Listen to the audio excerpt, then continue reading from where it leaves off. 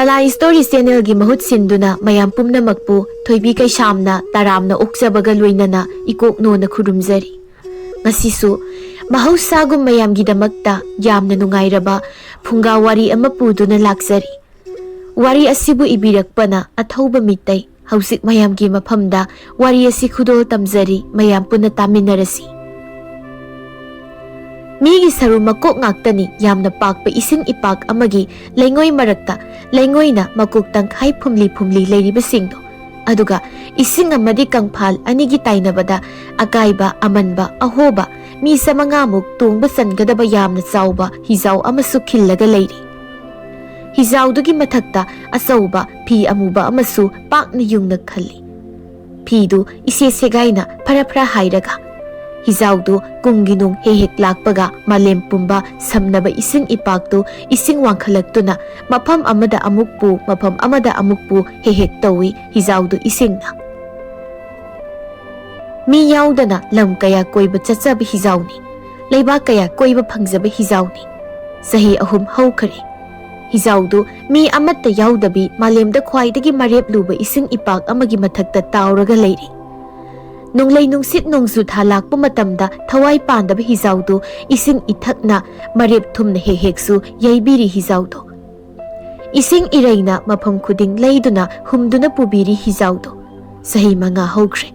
Maraibak thiraba mapu pandraba hijaudu taibang mi amattana tadaba ising ipak amagi mayaida leiba sauraba singdum amagi ising mataida hijaudu pop yairaga tauraga amuk leiri. Sahi ani hokre. Ifam kauba leibak amadani. Leibak adu mitrang yamna haiba nupa amana palami. Mahagtu leibak miyamna manaba kirami. Nupa adugi mamingna ngaukha kawi. Ngaukhagi masam yamna sangi aduga samda tungda puli. Kadangi makoisu yam sangna khai. Naton sumangi yet oida koi khara suhauri. Aduga ngaukha hairiba nupa aduna leibak aduda yamna haisingba naha amakaksu amukoi thiri thabak sisinnagadabagi. Nahado ngaukhana thibadagi mina ukidaba sahi ani helakli. Nongma naha khara ngaukhagi manakta pau ama puraga laklammi. Ngaukhasu makuta sanamasugi lammuk sangba sayima pairambadagi saidu satlaungna manghanki. Aduga ngaukhadu naha kharaduda masamdu phaina nalaga wadi ngangdabi mioi singduda munna yenglaga phamli. Aduga ngaukhadu naha kharaduda masamdu phaina nalaga wadi ngangdabi mioi singduda munna yenglaga phamli sakkenglapna. Naha amana tada phangdebo potu phangre hariro phangrebu tada. Naha amana masi kaidaga lotlamdo mangi tada. Adu khangladi itomta dum thiram loidro ha chalo thiru somo yamna lawsing leiba angang ma na ngondagi hena tawba ngamba yamna lei aingondagi lotpa ngamba haibase taraiba mi natrabani aduna aigi thabakse mana ngamga dawribani hijaw adubu thibada hidudi lupu lupam manida tada isingda lukkiba hiduni ne mana thihanga dawribase naha amaduna adana khumdorokba haidorokpase pop hekta yeiba phare tada mi khara yamna thadoklaga thihalasi tada yare hi yankhai isingda thado hi yamada sanamon amamam pigani hayo hido hek phangbaga moina thajanaba sana khara hana pi thabakti sohendanaba tho hoi hi sahum isingda thadaraga Aladdin yaoba hido Tinaba akan bayatang tawtagi iyamba. Ha, hi sahum. Pare, yay. Naha anido, ngaukhagi khut yet oini haibayay. Ngaukhana koi thiriba nahado, sing manung de leiba, kusaw matawba surung manung amada, ising leipam amakan na thiri. Silo kauba pakhang masado, kokto na tarakpa ising marik ama, mamaydo non khatlaga ising marik to maya karaga kan na yari. Wari don thokna ising tarakpa ngaibase ai sumaina sum miki thidongna lotana leirabadi ai miuina poklubai kanaba leite aso wakhal losing leiba ina karigi usi marakse lotliba ai yosik ngaukha thengaina ba pamlakle pamlakpa nate thengaina rage khali ai ngasidi Siloktu surungdagi mapalda thuklakpada surungi mapalda ngaukhagi mi kunmukna siloktu phagadabagi ngairaga leirami. Moi kunduna siloktu chongsin nammi nupamana. Pare ai makhoridu mile. Nupamana. Iya ai shu mamaida nam sidi khudai namaini. Nupamana. Ai na tiki hole. Siloktu kanna noklaga. Ai sire tiki hole kanu. Noi kanano me. Hey, noi bu tiki hole kanu ni silokta. Hey, Silok, ai koi si nang bu phari bani. Ai bu kari phari ba noina. Nang bu ta ngau kha dagi kayam kuina lo tori bagi. Ha. Ira yamasa. Ma nei thiri basi kari kinu sini. Ai si ma na kari de sizina gi hari nu sini. Ai su noi dong na ma na sizina dawri na tro. Nupa mana. Ira adudi ta da hango nang gi dudi. Lao, mayam makhong makhusi kisilaga purasila. Aisu mafam sikki. Ngaukhagi yumdani siloktu ngaukhagi mamangda dok launa thammi mayamna. Ngaukhadu masamdu khubak na phaina narumda illaga. Nangbu lai na pibirakpa natik na yaidu sisinnahangi haibani bu nangbo. Ka ngaying marakta sa da thakta kay lotpadu nungairam loida. Nangbo Silokna. Hoine ai sukurada sangjarage na thuklakpada mana lawu pamba noigi saman masingsina ai bu phaba sabani. Moina kuradagi mana lawningdan. Natro saman basa. Nupa mana. Kidreda masige ngangsa. Ngang makhumba yam hayrida mase. Tada. Masi surungdagi senthorokpada aikhoina sungsillaga mabu phabani. Ngaukhana. Yamna singba angangni adunabu aina yamna maruoiba thabak ama sijinnagi na kauribado. Silokna. Kari thabak. Ai migi makhada thabak tawte. Lam henganu na ha. Nang aina haiba yadrabadi nangi namanapa nasinanaw aigi khutta awaba hena tagani. Kari aigi mung manung awaba tagani ba. Tauba ngamena pangtaw su tawganu ni ahal. Pangtaw tawba nate. Tu, yengo. Ngaukhadu magi makhut anidu ururu leiraga Silokki mamangda Silokki imung manung ising puruk sauba khangjaw amagi mathakta sagai amada semlaga thamlibadu ngaukhana Silokta utli. Silokna. Oh, yam singba halne. Ado hal nangi ising asawbasi tilawsanam hapsilo. Maru marang hapsilo. Aduga yendu patjaba taramuk patjana semaga hapsilaga nangna phariba aigi mungi misida bizar. Tilawsanam budi loina hapani. Adubu thadaga doriba sama teladudi nangi namanapa nasinanaw ngaktani.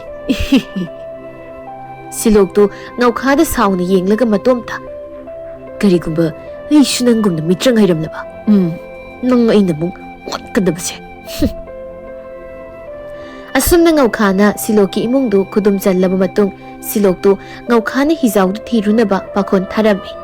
Haujik Silokna leiriba maphamsi onthokna saraba leibak amagi asauba kaithel amadani. Siloktu phimayom amasu yali. Silokna ahal nupi amagi sak kaithel amada sangsilaga. Ine swai sida hi asauba amaga tawrakpu ubra. Ahal du Silokta munna yenglaga. Ibunga ising saurakanda tawsilakpara yengera. Ine ising di karam sauke.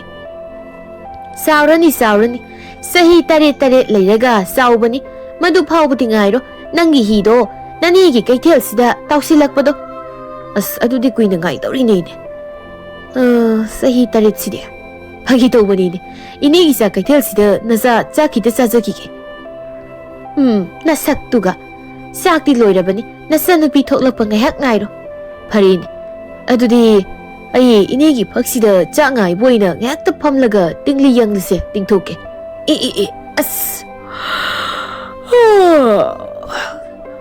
Siloktu tingli yangli tingthoklingai inegi masan pidu thoklai. Inena. Ibema nabungse sak sage hairi se magi sak pukham amatta sembiyo. Sintha leina. Kanagi bung. Aduga kaigi sak lemna pisa doiba. Silok tu phuk lang haugat laga. Fajadri he du isel nang so. Aigi khau yori bisana singsi thonga sauge resel nang. Othokpani dei be ma nang sidi bako. Magi sia sak si leiraga sage haibani ni nang bo. O hausikan se imai sa ibani khak leiba sida imai sa bu yam usit thoi dana tauba yam leire dana. Chakasi sa thoklaga mamal piram da bayam leidai. Adoi. As. Mamal hana pitradi chak chap si ikai dori. Silok tu magi khawdagi sana matum macha ama puthorei. Seine chak chap se hana leiraga kona sarage. Onthokpani da isa nupi na harise chumbudi sumliba. Adoi bunga nang saunu. Aigi saksiga isaga piriba sana sigi mamal siga isagi sanana saruk lising henkre. Aduna nangi sana se paisinjo. As napal toriba kaido oira malini magi sima. Sana matum mamaga pisile. Bema nangayak tatumina leiko. Ibungo se. Saksi lausilo. Bema ising piyu na bungki. Silok tu sak tu lambaga sak pukham dugi manakta nupa amagi khongpak nama ama dak launa thangzile. Leibak tu da Silok Sintha lei amadi mamadu khongpak tu da sat launa yengbaga tongpokna. Noina thong sak tu aini han sagadabani. Silok yam miki laiki dana. Ado nangi na hut aina musile tongpok. Ibunga nangdi magi mamingdi karamai khangliba noyani tinabra. Sintha leidu Silok da ngakna yenglaga sauna manaktagi kumpak tu tapna paikhatki. Aina singnabaduni moi maseloiramni haido. Silokna ha tompok kobro ha masigi yongjause. Tompokna kaya do sijibno musigi chaklem sabase. Silok tu phuk launa haugatlaga. Kariyebo sigido ha chaklem sabaidi nang ai tanaro ai senke chaklem sarga pukham bengbo khuzam haidokbo waitebo ngamjardi nang ai tanaro ne iya usitaba nang ai limna thadong nati. Tompokna Silok tu tanaki adubu Silok ti Sintha leigi sak thongpham phaklong maningdagi thoklei. Ne ai sak yam lami sak hanong tu saki. Hai bema nabungi sak isin ong tapiyo. Sintha leina Silok ta Khatrak mini sisu. Se nangi sak. Silok na sak saba hek loibagani tompok na mi khara puraga inegi sak kaitel da amuk sanglakpado. As kramai tawni sidi amo. Tompok sidi mi puraga muk lakledana. Bema nang yum da sango natradi masigi saman ba mi sina nangi khut sa muk tap pai hairani. Changoi ai de ki sangdoi ngasidi ai sirasu ma thangna thilamgani aina. Chak sai sina ai kan brienge duka. Silok tu Sintha leina kappado munna sauni yenglaga. Ine morok amit padu tingkot amta laujagi. Tompok tu Silok tu khudom bithillega lauraga sanglai. Hey angang nang naibu atung usitoidaba. Nang ngasidi mafam duda mongpham moiba tare. Hey noi na sipu hey aduga kaithel da masi phumna balaibak to. Moi ahumuk Silok tamna lauraga sensilakpaduda Silok tu nupa ahumduna sungsin dana namsinki. Mikup phade nupa ahumdu lauraga wawa kapaga khawang khangda khai mamit singdu noiraga senthorei. Tompokna kaidore noi kaidore. Silok tu leibaktagi phuk launa phaugatlaga. Morok amet pani. Kari iya adudi nang aina puragada hotlagita iya. Hey bema nabungda ngariga tawraga metpa umurong amit pase kargong tapiyo kompak tapi base. Hoy kadai ma hoy hira. Sintha leina Silok da sarawan bada yamna hauragadaba umurong amit patu satlawna pisili amo. Sintha leina Silok ta morok pibadu ubada tompok tu Sintha leidu oina. Nang ngaside ina paraga pubu tare du. Ima sasa eigi khut amuk pai basin sile ima. Nangi khuti eigi ne eigi. Iya. Tompok tu Silok tamna sensilakpada Silok na tompok ki narumda lamaga bak laung na haijin na thajin ki. Tompoktu mamaidu sintha leitamna leibakta sitlaga paisinki. Mamana ihe na mukthirani do masaksia magi tompok haisia. Adu ibungo na asingba nang satlauro chaksu sarabanina nayumda halauro. Ngai khoini nupa si haugalakpa ngai khini ai. Sintha leina ibung nang aikhoi leibaki mi mante naral yam khoi. Ai thangnaba leibakta ginisa. Aduga ina laklibasina hi ma thibani. Hi thiba haiba.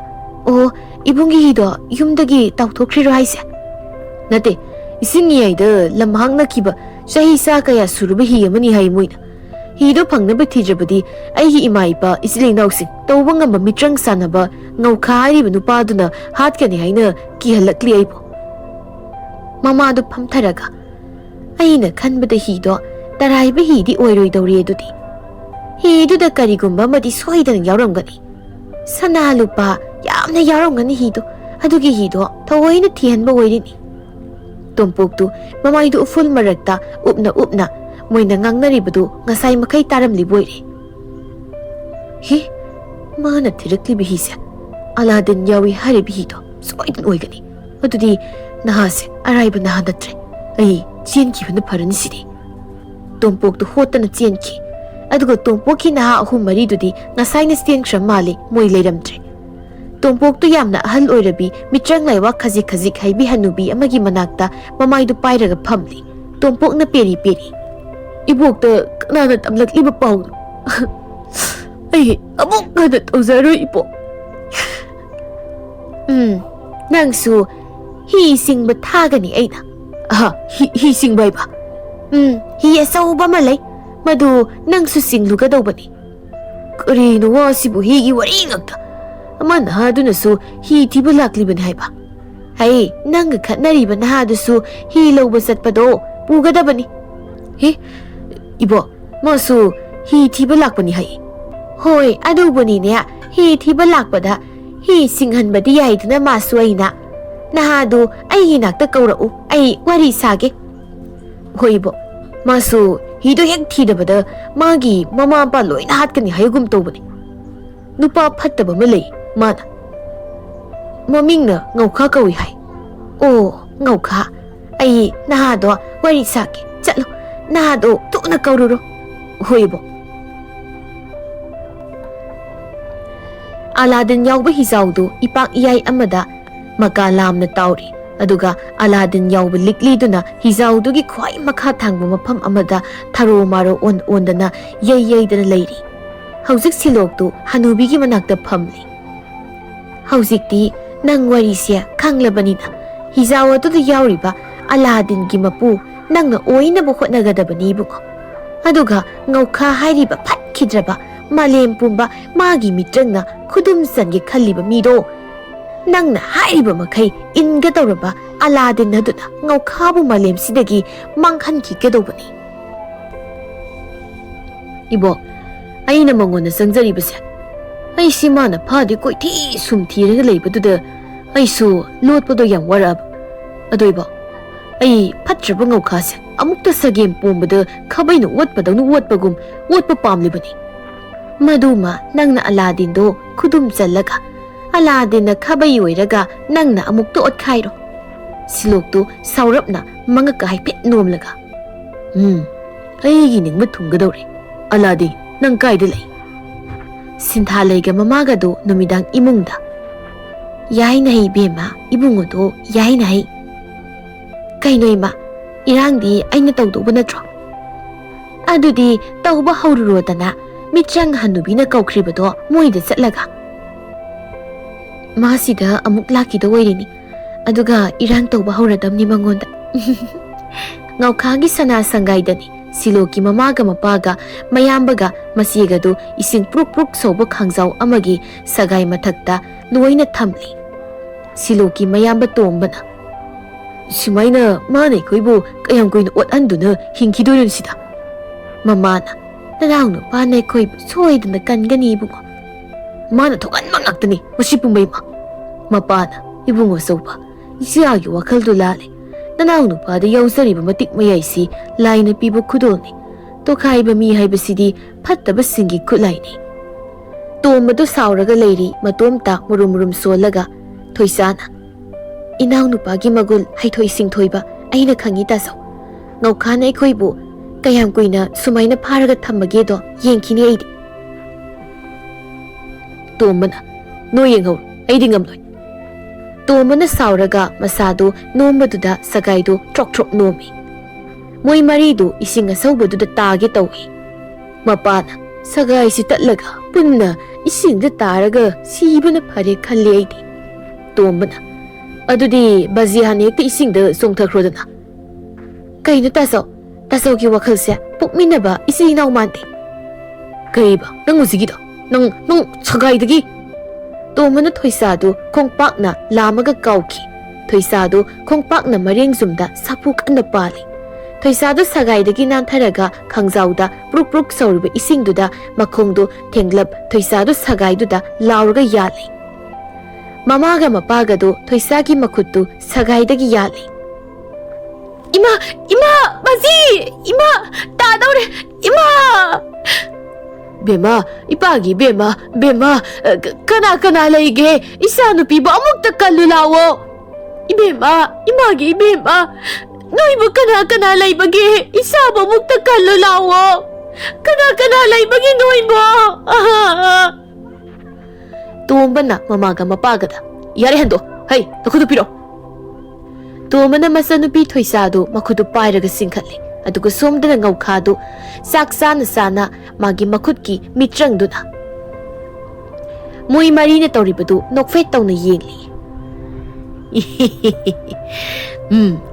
Ai di noina toridu yawdi khangdi udeko Aina leiribase yamna lapi kanba nangluiko Onthokna sauraba ising ithat amadani khawang nongpok nongsub kangphal haibaduma amatta udraba ising ithat amadani silokna lapna taroga satliba hijau amada himatol amadagi tonglaga khut yetna mit khallaga khut oina khudo mithillaga yenglibado o hi amasu thengnare ado asisu mi asiba ngakta yawramdoira hi sama muk thengnababu natai saba hi amat thengnade Na amana siloki tungdagi ito kuidi wari Chana basula silakle Namit kunnigi sana bahapaduna thama hairakle Sik-siktana sarakle basi Nahan makhaidi nga pharaga karamelam badasu ipaksida nga thengnadaba namit phana hairakle Na amana mok siloki tungdagi Nga makha urabadi siba sangba songtharaga ekta namlagebo Nga khan phang mina uti Silokna Ingonda thazaba makak lei isili nause lapna mitna uriba hizause masita ka yawnaba thorasi hi siamta naha amana yamadi thongna yamle aduga ta tongpokti yamna gigali adunani mitrang hanubina tongpok yahondribase handagi khongchat asida hi matondagi himai sumba naha amana laurai yamana khalibado oiramasu oisuna yama yawramdraba ngasi ekhoi mafam amada lamangna duna Ising yaida maikai salai khangdana hi sida siba ngaina tawraga lerambasu yai Naha amana asumani itawna hairibado Lausing leiba iyamba silok yawrambagi aikhoi lambi lamangna dabani Silokna ngai khoi silnaw mayam awang lomda awang mi ising ni mai malaklibase is masidi ising ithatnida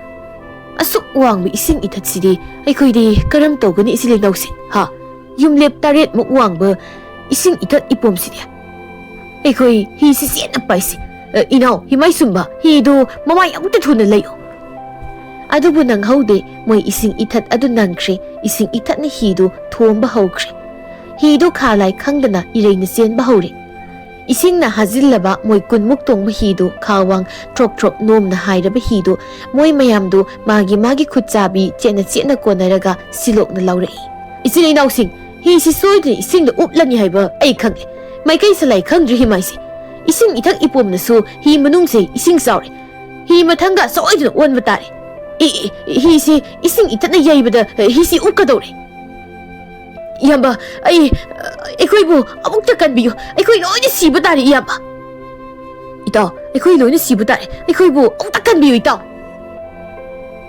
Pungsa khuthe khara hokre Nungsasu yakna sari ising imaisu monghada irukana tapna lengli. Adubu silok tudi ising iyai aduda isingda mamaidu upna tauraga leiri. Miko kragi matung siloki haksangdu hijau amada pop pop launa yaisinki. Aduga silok tu isingdagi yang wan sordu pu launa kamaga tarang amada wakal kanglak lai. Silok tu makongdu ising manungda jom launa kauram laga. Hi, ay siraba. Silok tu mana thenglubi hijau duda yam pakatna makutna yan duna thuna kakatli.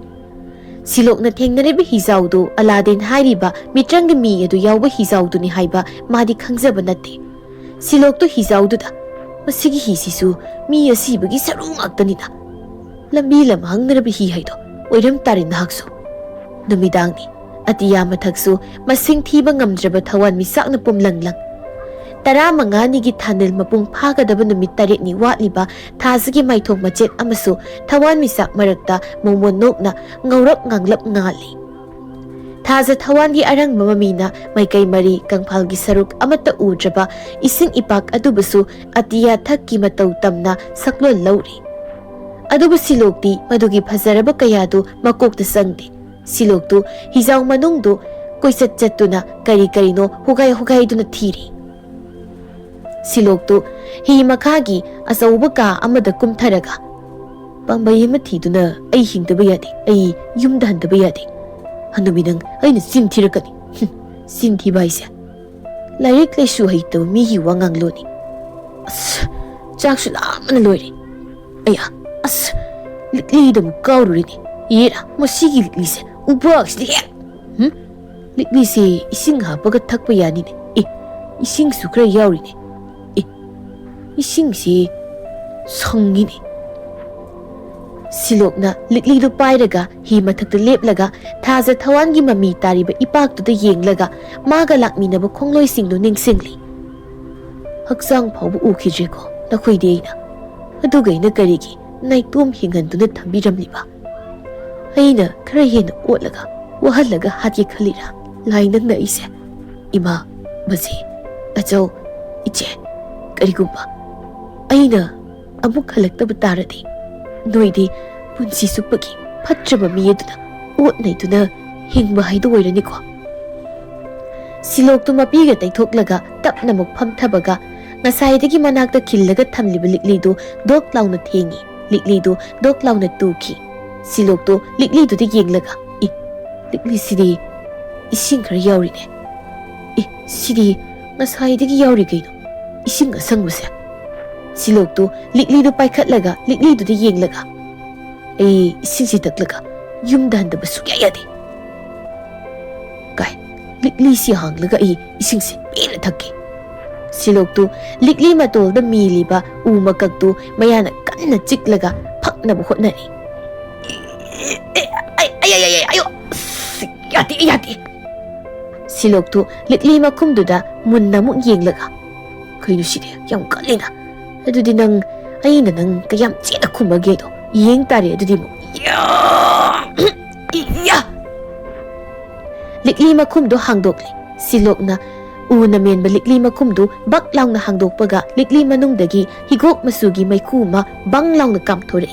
Silok tu maiku du ubada likli du khangprek khangna langthoki. Silok tu higok masugi maiku manil duda ngakna kayu sidi Maiku manil tu mamit yaoba lawai lempuda samyung na punba kadang na koi sikhak sang na kakpa. Managa sangrong sangba mangak manaton makutta sanagi khuzi matum siba phaizum setpa. Makhongi mahut maiku manil kaba nupa ama yam sati na sauna maiku dagi thoglai. Nupa du asangba maiku du dagi migi saktam du sat launa olaga silok ta khudombi thillaga.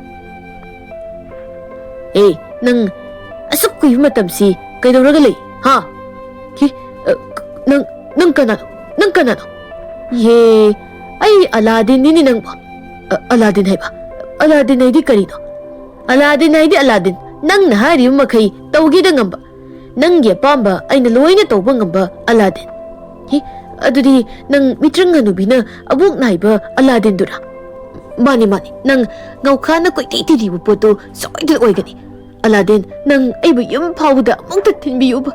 Ay, mapam sida lamang na rin. Hagsikti ay likli manungdagi mong thuraklabanina. Ay bu nang na amuk malem taibang pa si uhalabanina. Nahag aigi mapuoy rabani. Aigi maramdagi Aladin aigi mapuoy pama miyoy kaya na ay bu munabada.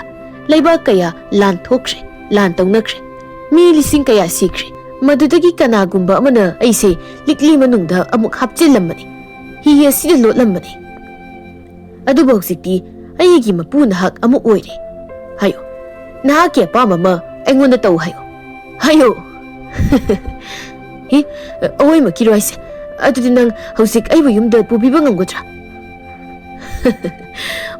Ngamgani. Adudi aigi mapu oiraba nangonda aigi thasaba nangonda utlagi. Kai, nangi khut aingonda piro. Silok na Aladin da makutu hek pisinbaga paibaga.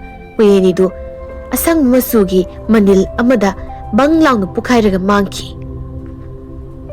Aduga hizaudusu maigumna kangan ngalamlaga phut launa maidu mutki ising iyaidudagi.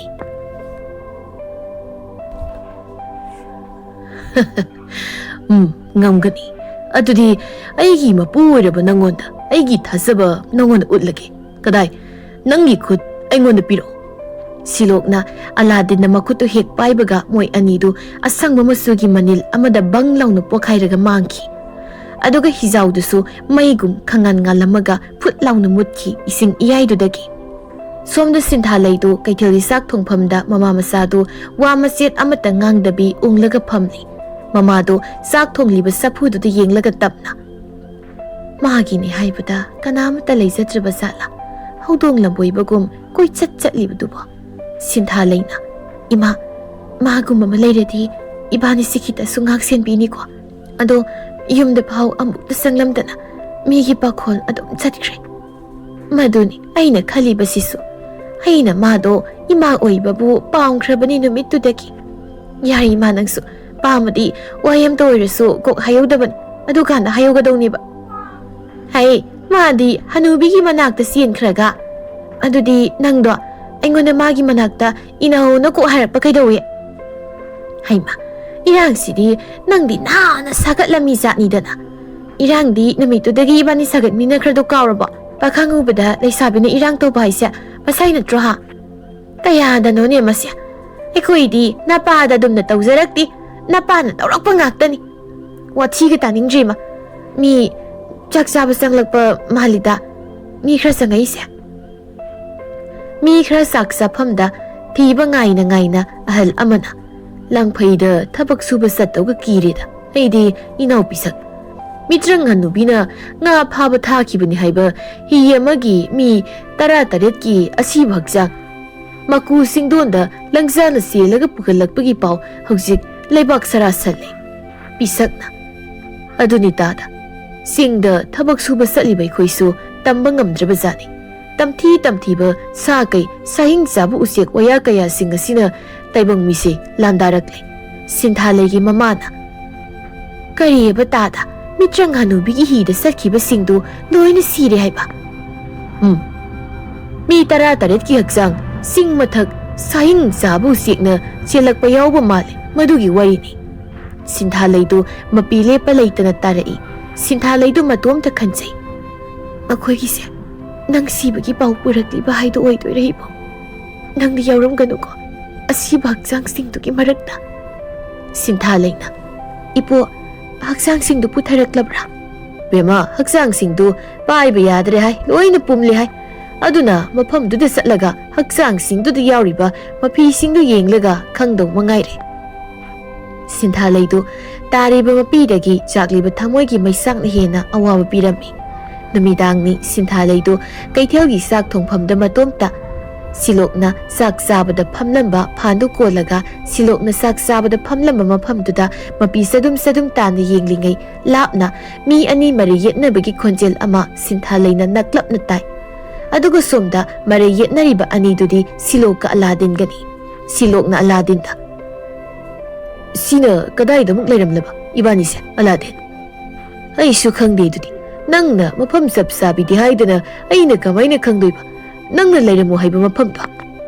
I nang lai natro nang bu ai gek apa madu tawdui ne da adu iradi aina mama masa du ki manak ta thu hairadi thuk tong natro mama masa kaya gi imung da aina thokli base imung sa me helamani nang mama masa khak leiba mafam da thu na thu urisi oi likli manungda yaurudana ipang pangsi lebra kaino Aladin nang bo ai bu pang hai ba law adu de husik malem se leiri be yum thong khudingi nangi nupi do thiba hu ta bani yum thong khuding hai manati ai di sak thong bi lei sabi do adu ki mama masa du ki manak da chasi hai bani ai di sintha leidi ngasai de ki makhong yaw dabi malang da koi pai pai raga siloka lawnari ba Aladin adu de yenglaga ibung kaino sidi mai khu natra siloka Aladin gadu sintha leida khangprek khangna yenglaga Aladin na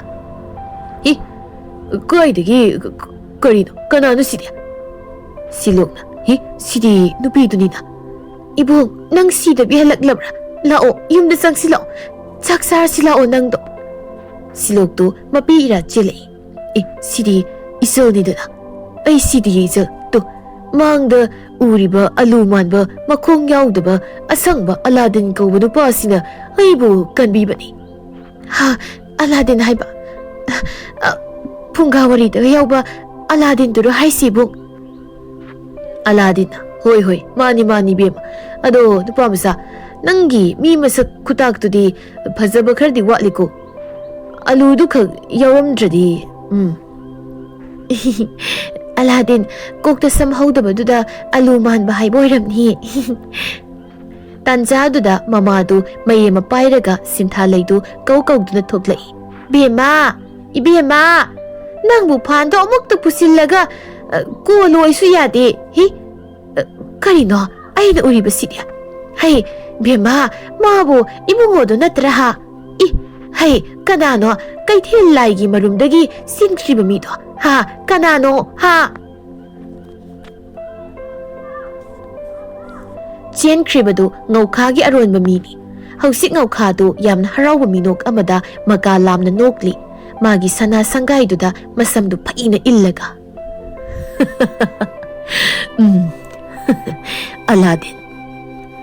Aladin ai de kaino tata Aladin hai basi aina tau hari ba makai tau gadori pot adu buni nupa du matomta adudi mi phatta nang Aladin du phanglagadi malemsi pungloi loi ba tare somda mitrang hanubi du magi mitrang gi mingsil du yenglaga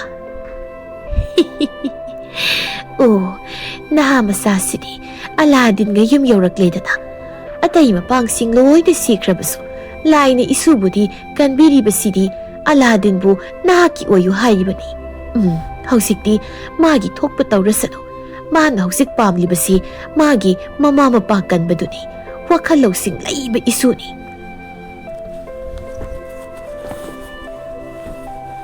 somda sungau khasu kok sanaba mu haurakli silokna magi manakta Aladin puraknaba thaurang galakli ngaukhado magi makhutta paiba sanamasugi mitrangi seisu tu yenglaga pakpa tampha jaw mitrang hanubi du khana bausi eigi nakta Aladin gausi chahi sukkuina thirak pa hi dubu na mana aduk laina phangba haise mitrang hanubi du soidna thengnaram lani mana iya eidi si khrabrai babu madi laiwa sanadra lairi boire sayol amagi matungni mitrang hanubi gi leibaktani usek langja umai bi kayagi lan chatharakpadu labuk lamangda sajik saba san iroi yen nga kaya ngaukhagi mitrangna usek langja kayabu thamaiduna sa khakta natana usek waya kaya masu hat pahuraklammi lamang tumangda thabak sumiyoi kayada langja umai bi kayana sikpa sen bahuraklammi mitrang hanubi du magi mi khraga loinana lamang amada leplaga langza umai bi singsidi ekhoi da landaram laga ngaukhagi leibakta luhoina muk hankredana masi ngaukhagi lalung soidin oiramlani oiramlabanati oirabani nahasing law Aladin gi mapu oiriba nahasilokto aigi nakta laknaba amukta kauriso phanibo mayam silo kaurislo sinthalegi mamadu sinthalega imungda ibema yunggi mapalda thokpa yade ko mi phauba sielaga puba yaura male usek achouba singduna ima kaino handak leibak sida tawriba singsibo sibu langja useki lan oirazala mioi bai khoina moise hatpe hemanbagi moigi se aikhoida saudana lan tarakliba zala ai khangdi maduga hi karina hausik yumthakta tongkibado ima yumthak si kaino ma phak paure ima tu ima yumthak si kaino ma phakale ima kaino ma na phakale mama masagi yumthak tu othok na saurba langza amana brek brok launa phak paure ibungdagi yumthaktagi uwa atekpa dup launa tare halake imungda yumthaktagi uwa atekpa dup tare mama masadu khut khallaga kangthol makhada paktharaga sensili yumthakta loina phaktoklaga usek langzadu imungda lariba sinthaleiga mamagada yakna khonglaga mangaktu phamu makhada yenglaga onthokna pak sauraba masa anidu phat launa kallaga imungda dup launa paithare aduga moi anida munna yenglaga sanglai mamana hai bema thang payo masidi thangna lamaga et jalasi ima thang leiti ibu aikoi si dawe ibu langzadu imungduda masa anidu pakna phandure aduga mama tamna yungna sensinki kangthon makhada mikuk phade sinthaleiga mamagadu lauraga langzadugi makhong aniduda moi anidu amam sappaga atiya mathakta yam wangna paikhalakpaga siloktu usek langzagi mathakta dak launa netlai usek langzadu yakna khonglaga silokta yengi aduga Aladdin du usek langzagi mamangda bang launa maikhu kahana thoklai usek langzadu masa apakpa anidu khapna masindu Aladdin da lamdana chikna bu hotnari adubu Aladdin ni noklaga usek umai biduda laknadana leiri nang lengoda karisu tawba ngamgadawba dateni usek nangbo usek makhongna sapliba sinthaleidu usek makhongdagi laurai aikhoi mawta kanbiyo ibu aikhoi mawta kanbiyo aikhoi sidai taradi siraniye silokna Aladdin ai useki makokta thangsu thilake masigi saina si ek phangbaga ini ge silgase usikna thadoraklani madukan nangna isalga imagse kaluko era ini ga kaure ima kauge mapu na ke yathang taw thabiro na naita silokna usek umai bigi makokta thangduna job launa thenki usek tu yakna khongkibaga somna ngaukhadu mamit usilaga khongrai salaga phamlaga mitrang sana na usek tu makhutna khudom tawdana mamai leirambadagi lawai lempuda tap launa pairaga is ayo kokta tang thili ayo is musidi usek mayamgi lusingba usek langza mapiduda torokpanidna somda usek langzadu silokna makokta thangna yungbadagi sinthaleiga mamagadu usekna phat launa thadaki mama masadu makhada hek thadokpaga Aladdin moi anidu sat launa mu ui aduga makhada yangna thuna paithaki moi anidu Aladdin na kollaga adubu silokti usek mathakta tonglaga usek makokta thangna kanna thilauri atiya mathakta paina Aladdin na sinthaleiga mamagadu makhada thamlaga ai usek mayam masina mi mayam ama sen dana puri base kange noyani ai kumai yengo sinthaleina Aladdin ai mungdi kamai tawbano ma karisu tawroi tu atiya mathakta usek umai baga maga phunari base nongai ni yengo hai ibungo Aladdin isadi paiba heitabani ne nangbo masibu wa onthokna khangkhidreda oiba maha kaisu tawroi ai mi mayamse ganba chatleko hera noksinaraga sienkhre masibo mitrang hanubigi manakta miyoi lising kaya usek singdudagi masa kanjanaba sensinari aduga mitrang hanubidusu magi khwaidagi heisaba mitrang makhal kaya puthoktuna khunja kayabu kannabu hotnari hera masidi usek singse paisilakpa ngamdanaba hayya mafamse maikhu thok su hi maikhu thok dena maikhu to hi mitrangse matam loikhra sala adudi haidi miyamsi kamaina kangani nupa amana kanna laurai Ima hoi, ai ba muk takan biyo, ai usiek sian kidore. Nupi amana nupado makhongda yalaga. Noi kana lagi, isa nupa se usiek sian kidore. Noi kana lagi, isa si amuk takan biyo. Mayam tu kidana amatta sangnarakti mitrang hanubidu makok pairaga. Masise thangza numitni thangza numiti ai amatta sizinaba yadabani. Adudi ay husik kari tawni miyam sidi mitrang hanubi haidana inakta loina sensilakli ay khoi bukan biyo haidana. Mitrang hanubidu makok tu hotlaga tarang ama isa chatlingai tompok tu nauri sangari mapot ama singlaga lauraga pusilai tompok na laurai. Ho mayam nauri amom painaro lao adugo siek singsta pangkap ta kap na si mayam nauri si kapasi. Mayam do makok painaraga tompok ki sangari do huptana chensinaki aduga magi thokpa laitum nungdum khunna dana mi singda lak tana paisinariba usek singduda nauri pangkap ta kapsinai. Usek singdu nauri maruna fanayam na panba yauri aduga somdana ngaukhadi phajare. Magi konungum saurba sana sangai manungda madi masa amadi makoktu khumlaga law tana cheli. Aduga ngaukhagi nupi angangsing amadi magi naha singduna ngaukhagi matungda tanari. Ngaukhadu chena. Ayoima, ai sire, ai hatore, ai sire. Ima hoi, ima, kari nangonda tauri base. Kukta su nauri maru pali, nangal da su pali, mai da su pali, panda loina pali. Ayoima. Ngaukhadu magi yum manungda thungnaba law tana cheli. Ngaukhagi tungdagi magi nupidu sor thabet holaga. Ai sire, ai nupa masasa. Ai di tanaba ngamlaroi, noi tada se mukta phangnaba tano.